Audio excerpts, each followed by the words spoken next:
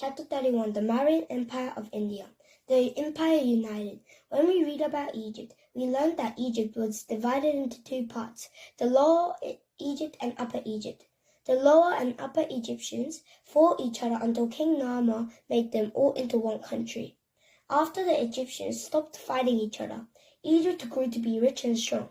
When we read about the Akkadian Empire, we learned that Sumer was full of lots of independent cities. Each one had its own army, its own king, and its own way of doing this. But Sargon, the first great Akkadian king, united all the cities into one empire with one king and one set of laws. Sargon and King Narmer did the same thing.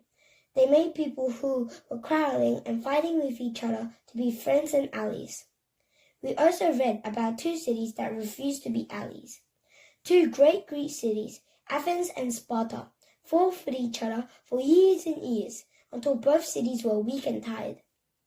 After Athens and Sparta were finished fighting each other, the Macedonians came down and conquered both cities.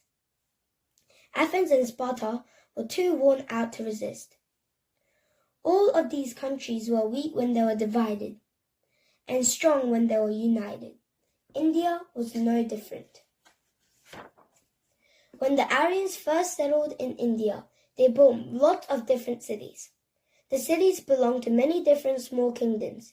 Each kingdom was independent, and the kings of all these little kingdoms spent many years fighting each other. But one family of Indian kings wanted India to be a strong, unified country. They united the different Indian cities together into one empire, the Mauryan Empire. This empire covered the whole northern part of India. The most famous Mauryan Empire was called Asoka. He became king around 268 BCE. Asoka conquered cities through India in a war that killed thousands of people. But when Asoka visited the defeated cities after his great victories, he saw the suffering that his soldiers had caused. "I will no longer fight with an army," he announced.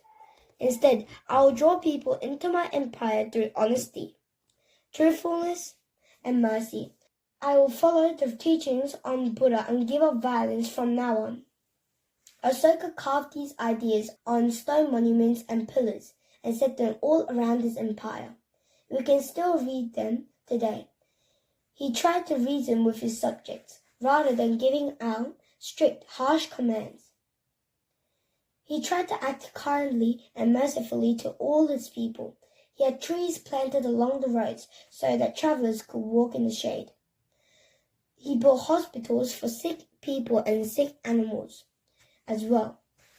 He even made laws to keep the people from being cruel to animals, and he became a vegetarian, someone who doesn't eat meat so that no animals would be killed just for his food. Asoka became famous for his ideas and for his just, merciful rule.